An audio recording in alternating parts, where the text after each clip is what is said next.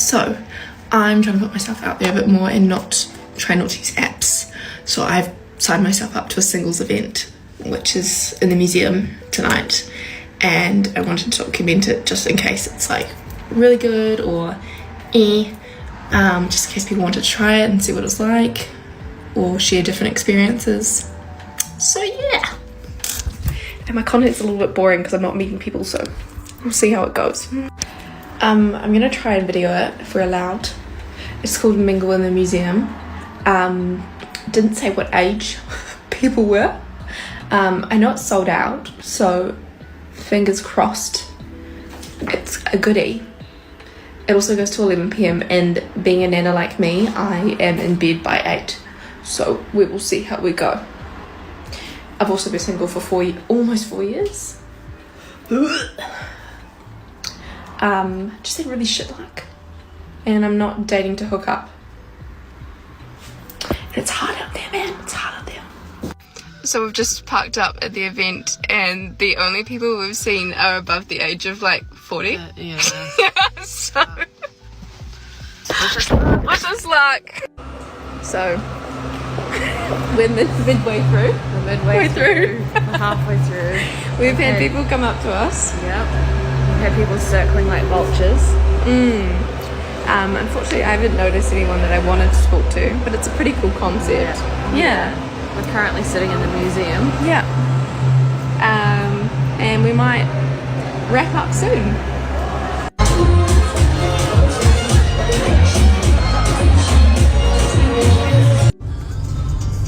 We're now going home. We both talked to a dude each for a long time, so we think that's sort of successful. We got numbers. We got numbers.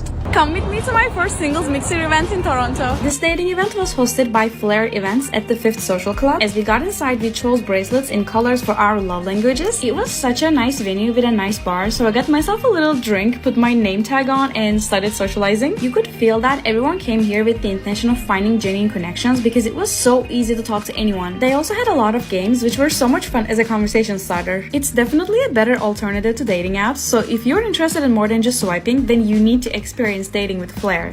My second self-speed dating event at Lucky's Cocktail Lounge, and this is how it went.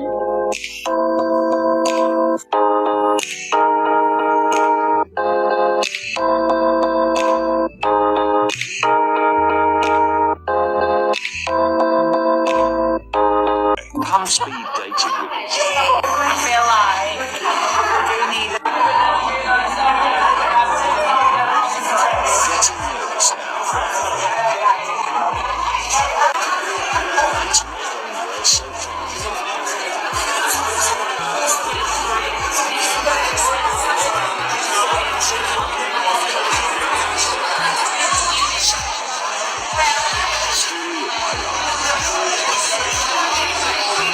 Story of my life. I'll just have my drink. Cheers. Tell us if you're allowed. We're gonna go because I'm really feeling it. But, really? Yeah, thank you though. You should have gone the younger age. I know. Single events than men, you don't have to be a rocket scientist to know why that is the case. Men have totally checked out. You have to work 10 times harder than your grandfather to get a woman who is a 10th as good as your grandmother. It's not worth it anymore. You know, the more that I look at these speed dating events, the more that, honestly and truly, it looks like it appeals to the women. Not that men wouldn't like to be in like nice places, but if you're looking at, just, the drinks, just the way they're dressed up, all nice. But you're looking at bingo, I think she said, this looks great. And you're just looking at something like this, right? That's what women like to do. Really, that's the type of brunch sort of atmosphere. Not saying that men don't like to do that type of stuff. It's just, it's more of let's sit down and have dinner.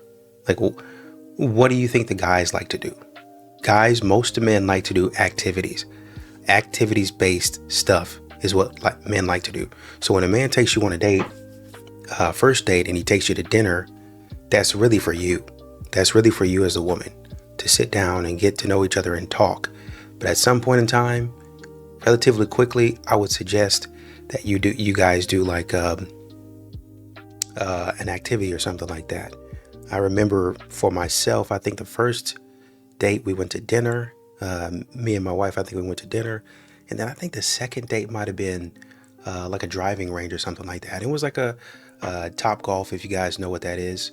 I know they don't have that in some of the states, but Top Golf, where you can really get up there and move and kind of relax. You're not in each other's faces the whole entire time, just staring at each other. It's more so kind of like a laid back, relaxed environment.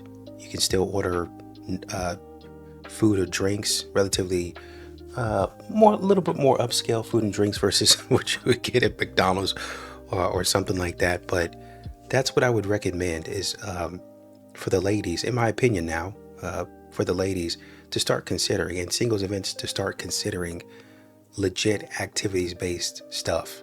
Like, hey, let's go out and let's do cornhole. Let's do, I don't know. I know they try to do workout classes, but I feel like that's still more of like a ladies thing, because a lot of times they try to do like Pilates or something similar to that, which is great. But a lot of guys are like, let's get moving. You know what I mean? I think a lot of guys would prefer going and working out versus like an actual workout class, like lifting weights and stuff like that. A gym mixer versus the stuff that you got going on right now. We're in the gym. Hey, how's it going? I don't know how it would work. I'm just saying either or, right? But this is kind of what you're getting with this type of stuff is, hey, let's toast. We're having drinks. We're boss girling it up. And men are like, okay, let me know when you're done so I can come talk to you. What happened to men pursuing girls? When was the pivotal moment that a man chose to not go after a girl anymore or put in any effort? It seems like guys can just put the bare minimum and not even really put in effort anymore. They don't really care to. Or they're like, why don't girls just go and make the first move and make the effort? When did it become a thing? Now it's like role reversal where they expect girls to be making the first moves, yearning for a guy and chasing him. That is, I feel like, the downfall of why it's so hard to meet someone, because men don't put in effort anymore or don't care to put in effort. And a relationship won't work unless the guy likes the girl just a tiny little bit more. He has to like her just the tiniest bit more for it to work in the long haul. It's the tiniest bit. What they really mean when they say it is a lot more. We're going to start with the tiniest bit, but then over time, you need to be obsessed with me. You actually really, truly, honestly need to be obsessed with me when we first start this relationship. But that's their form of settling. You just liking me the tiniest bit more. So that means you put the tiniest bit more effort into it. And once you see how great of a person I am, then you just become head over heels, completely and utterly obsessed with me. That's what they're talking about. That's actually their version of settling. If the guy that you're talking to, whether you're in a situationship or you're in a relationship, is talking to another girl, this is what you're gonna do. I've been trying to debate if I'm gonna be like the soft girl and say this, or if I'm gonna give it to you really, really harsh. Maybe I'll make it part 2 and do both. The Aries in me is the villain, so I'm trying to do what's in your best interest. I would delete all the paragraphs that you're about to send him. Don't even shed a tear. I wouldn't even think twice about this guy. You know why? Because a guy who has to talk to multiple women and make multiple women question themselves and be like, who's that person? Or who's this? Or what's that? Or what's going on? Or whatever. That's an insecure man. A person who is talking to multiple women is an unavailable man. You can try all day long to convince yourself, well, he told me. I don't care what he told you. I'm looking around. I'm trying to find the fuck to give. I don't care what he told you. It's not about what he told you. That's the whole point. The whole point is he is talking to multiple women because one person is not satisfying him. They can tell you all day long you are who they want, but if they do not want to slap a title, they do not want to date, if they have another girl, if they are not living up to your standard, why would you want them? Like, can you imagine yourself getting married to somebody who doesn't value the woman that you are? Like, you want a man to put a wedding ring on your finger. You want this man to be in the same room as when you deliver his child, but he's playing mind games now. Why would you want that? Even if he doesn't act like he's playing, do you think he doesn't know what he's doing? Like, the fact that you didn't even know about this girl until now, and even if you just caught it like right away, they were still in the picture. This man is not available. So it's okay for you guys to have rosters. Y'all be actually encouraging that. But if a man would do the same thing, then all of a sudden it's a problem. What are you guys doing? A guy asked me, oh, since being single is your new personality now, what are you gonna do when you find a boyfriend in a few months? And I was like, I won't find a boyfriend in a few months. I am single by choice. Which reminded me the quote that it says, guys can't believe that there are girls who are single by choice because they're never single by choice. Wasn't that her at the singles event at the beginning of the video or something like that? And she's single by choice? Maybe I'm tripping. Come with me to my first singles mixer event in Toronto. So if you're single by choice, why aren't you choosing to stay home? One of the biggest curses you can put on your dating life is texting a girlfriend, let's go out and meet cute boys this weekend. I don't know what it signals out into the universe, but it literally puts a complete curse on you. You will go out with your friends and you will not meet anyone. It's like The Walking Dead. It's like there is no one for days and you're not approached, and then you put all of this effort and you're like 7 espresso martinis in and you go to sleep with like a mid-heart attack and you're like, why did I make that effort? In my experience, I have only met guys when I am either dining alone, going somewhere alone, when I feel more approachable. And I think that it's something about like men being afraid to approach women, like large groups of women. And I think about it, and like whenever I'm with my girlfriends and we're like, let's go out and like, let's go get dressed up. You're sitting at a table, you're not really approachable. You're not really doing anything. Like, what do you expect a guy to just like come to your table and want to talk to you? You're so much more approachable and like relaxed when you're just yourself. So do not text your girlfriends this weekend, let's go out and meet cute boys. Trust me, it never works. Well, you're not really looking to meet cute guys for any particular reason. You're actually kind of looking to meet them for attention and validation. You want to be able to post them on your timeline for everybody to see. Oh, isn't that the girl that I went to high school with? Isn't that the lady that I went to college with? Oh, she's really living it up. Yes, city girls up, city girls summer, city girls forever, that sort of nonsense. You're not really looking to build and establish something genuine with them. You don't really want the attention of bridge trolls. Well, you actually do. You just don't want them coming up to you. If all else fails, give me the attention of a bridge troll. But what I really want is the attention, validation from these cute guys, from these hot guys. I want to take a picture of them or picture with them so we can post it on social media and we can act like we're really out here doing it. I debated if I even wanted to make this TikTok, as it's somewhat vulnerable to me and kind of hard to really get my feelings across. But, if people relate to this, it could, transpire into something, good conversation, support, all this kind of stuff. But for the people that are 35, probably more so women, 35 plus, who, they're just like content being single. How? I am 37 and I have definitely struggled in the dating world. I haven't been in a long-term relationship in quite some time, about 5 or so years. Definitely shorter term relationships I've gone on and off with, 3 months here, 4 months here, 5 months there. This last one really just bummed me out, as I really thought, we tried twice that. Anyways, beside the point, I want to make the point, like, I've been in therapy for years. I truly, truly, love myself. So I really don't want people being like, work on yourself and, become, love yourself. I'm very hyper independent. I grew up an only child primarily. I had to learn to love being by myself and loving who I am. I love to solo travel. It's liberating. Sidebar, if you haven't done it, I highly recommend anyone do it. I have the most great friend support system in the world. But at the end of the day, and I want to just be content being single, but at the end of the day, I yearn for a companion. I yearn for a romantic partner. And there's times where I'm like, I got to get to that point where I just don't, it's just not on my mind, where I accept this could be is, and be okay with everything else in my environment that is positive.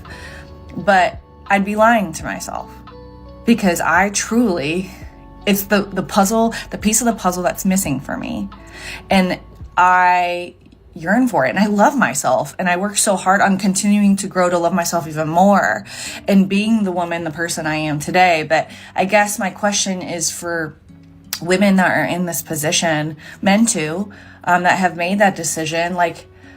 What was your clicking moment? What was the light bulb moment for you where you're like, I'm good. If it happens, it happens, but I'm not going to yearn for it anymore. I'm not going to hope for it, because I could be having the best day and being the most positive, loving myself, whatever, hoopla, and still there's something missing. And I don't know if I'll ever get to that point of just being content. What you're describing to us is a normal human being that's looking for companionship.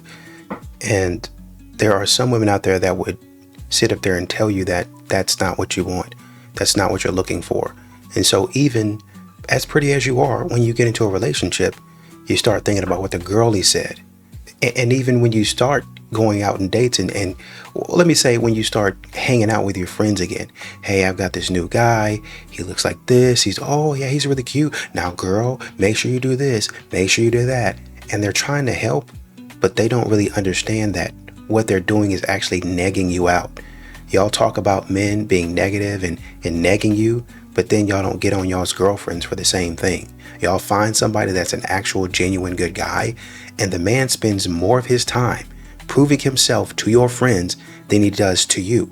You're looking for your validation from your friends, for the permission from your friends. And your friends are like, yeah, you got to do this. And by the time they're done with him, this man didn't cross the Red Sea. This man didn't built a yacht, Noah's Ark. And that's still not enough. Oh, we got to see one more thing. He. Oh, he spent $1,000 on the bill. We just went crazy. We ran the bill up, and he's such a gentleman. He's that. So I would say, be very careful with what your friends are saying to you. Even sometimes your parents. Get you a good man in your life that'll say, this is what you're looking for out of a man. Bring him by the house and let me see him. Let me have a conversation with him. Let me talk to him. Right now, if you're older, then that you don't technically, if you're a grown person, you don't technically have to do that. And there are some situations where people didn't talk to nobody. They just got married and it's working out just fine. But if you're looking for guidance, actual legitimate guidance, then I would say maybe, I'm not telling you not to listen to your friends, but I'm saying listen to what they say, but then also get the perspective of a man in your life, a man that you trust, that knows you, that looks and sees what a guy is doing, knows what questions to ask, so you can make an informed decision. It's fine to want to have companionship. I'm 35. I don't know what's going to happen to me. I got to accept it. Right. You can do that. But if you're serious about finding somebody, find you a man in your life, you start dating, when you find a profile, because they going to be clicking and swiping. I'm telling you, when you find that profile, you say, oh, he looks nice. He looks pretty interesting. You have your little, whatever you want, conversation with them. And then y'all go out. If the vibes are right, don't just be going off of he looks good, he's hot and all that other stuff. Genuine connection. And then after that, maybe a couple of dates. If you make it that far, maybe 3, I don't know. Hey, I'm dating or I'm looking at this guy. I've gone on a few dates. Want to know what y'all think. What do you think about him? Initial conversations about what you think about him with the person that you trust as a man, not just your girlfriends. And then you go on a couple more dates. Y'all get to dating officially. You bring him over the house to meet the man, right? So the man can get eyes on him, shake his hand, and all that other stuff. So you don't go through this process alone. That's it. Don't let these women nag you out. 32, I'm hot and I'm single. At this point in my life, and actually regardless of your age, I just believe it's good to do a little self-introspection. So I've been doing a lot of that related to romantic relationships this week. Yes, I do believe I haven't met the right person. I don't believe that timing has ever been right for me. With that being said, there also have been relationships that have never progressed further. And why is it that they haven't? It's okay to sit and wonder in that. As I've been thinking about that this week, something that has just felt very strong within my body is actually, it's brought up my deepest fear, my deepest insecurity that I'm unlovable. And because I've always let that fear be on the forefront of my mind, I've never allowed myself to be vulnerable with somebody to let them truly in to see me.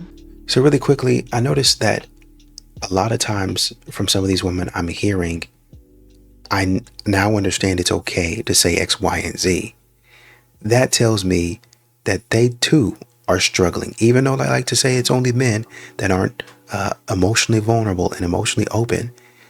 That tells me they too struggle with opening up and being honest about their emotion, which we already knew. It's just that a lot of times these types of women gaslight men into thinking that men aren't being emotionally vulnerable and they're being completely open. Okay, so am I the asshole for blocking my ex when she broke up with me? My 19 male ex-girlfriend, 20 female, of 3 years broke up with me Sunday night over text. She told me that she felt like my lack of ambition was holding her back and she needed to move on with her life because she felt like I didn't value her.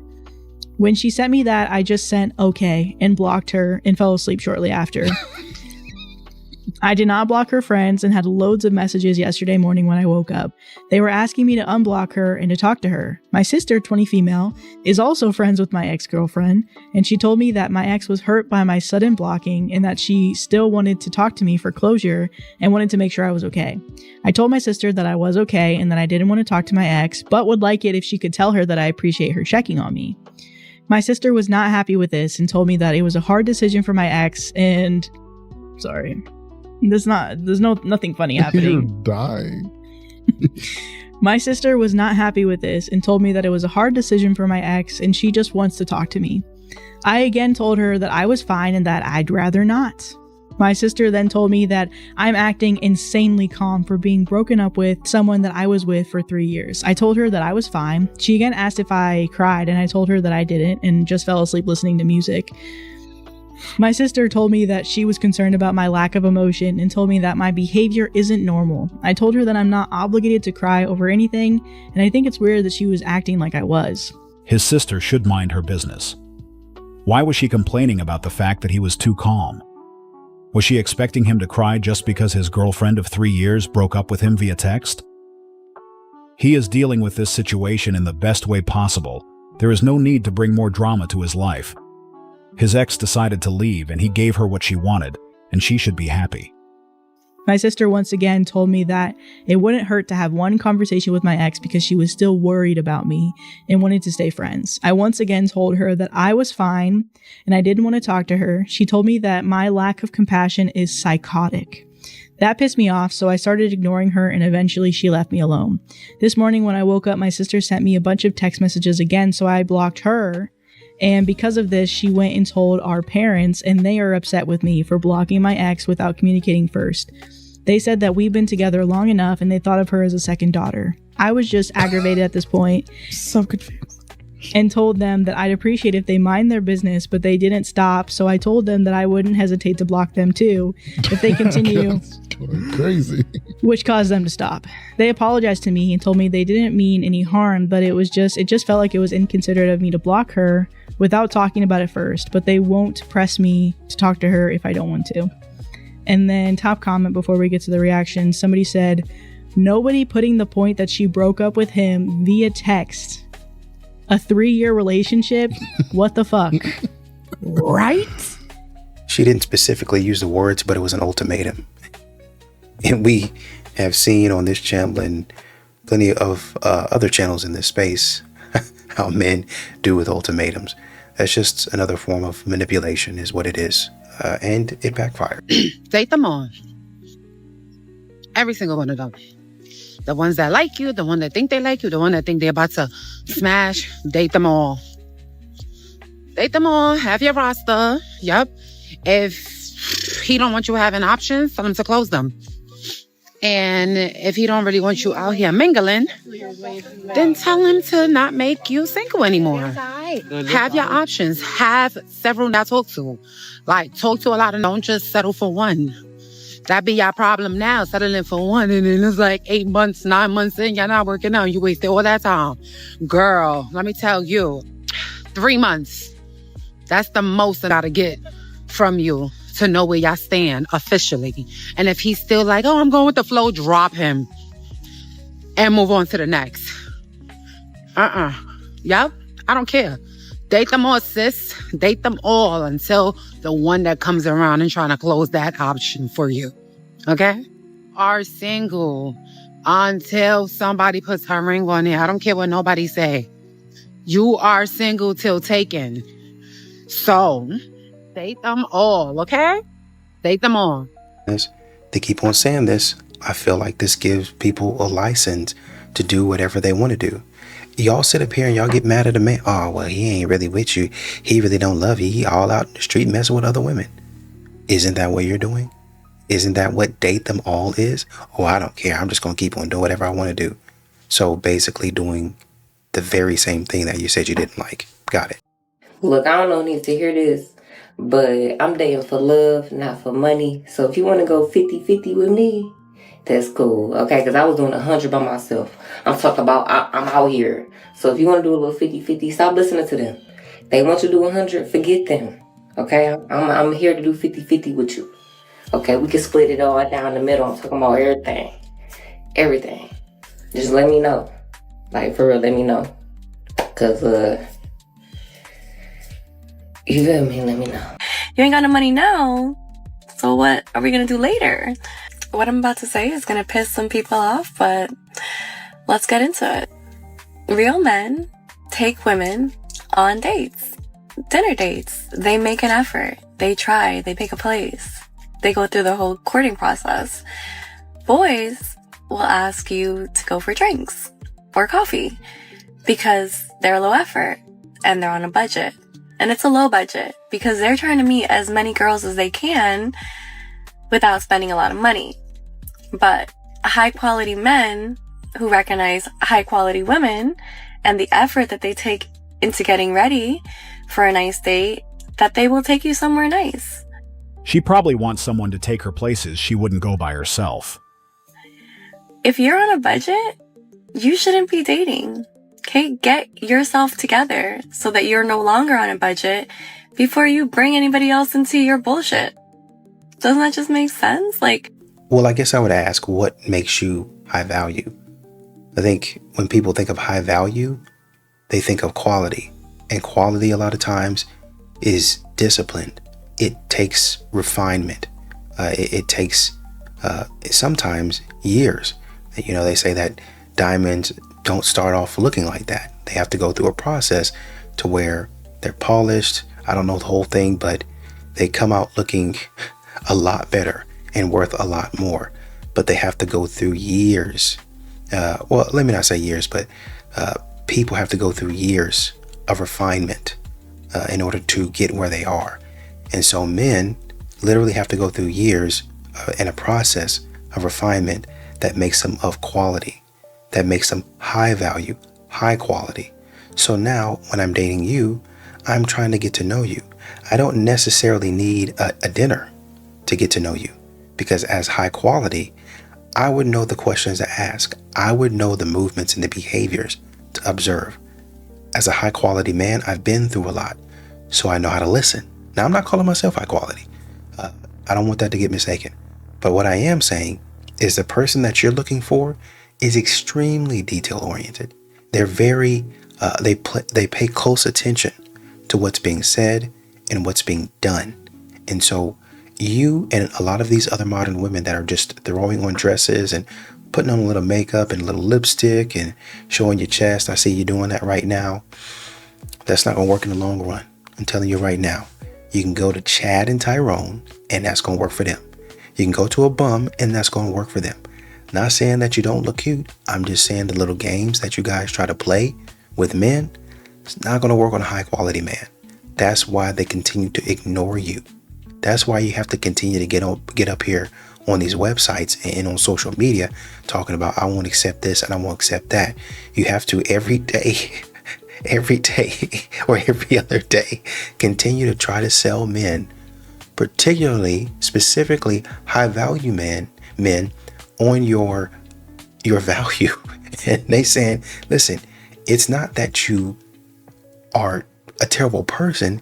It's just there are things in your life that you do and you say, places that you frequent that I would never be caught in, ever.